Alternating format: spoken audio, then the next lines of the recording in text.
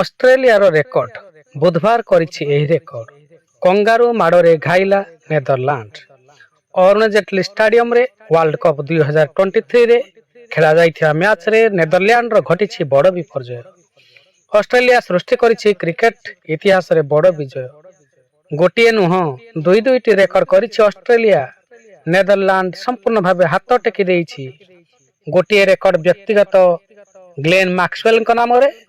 ସେ ହାସଲ କରିଛନ୍ତି ଦ୍ରୁତତମ ଶତକ, 40ଟି ବଲରେ ଶତକ। ପୁଣି ବିଶ୍ୱକପ୍ 2023ରେ ଦ୍ରୁତତମ ଶତକ।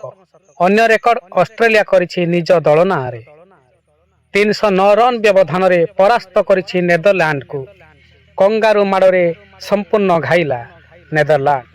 ଅବଶ୍ୟ ଟିମ୍ ଇଣ୍ଡିଆ ଚଳିତ ବର୍ଷ ଜାନୁଆରୀ 15ରେ ଶ୍ରୀଲଙ୍କା ବିରୁଦ୍ଧରେ ମଧ୍ୟ ରେକର୍ଡ ସୃଷ୍ଟି କରିଥିଲା। 307 ରନରେ ଜିତି ବାଜି ମାରିଥିଲା। ରିପୋର୍ଟ ଖବର ବର୍ତ୍ତମାନ।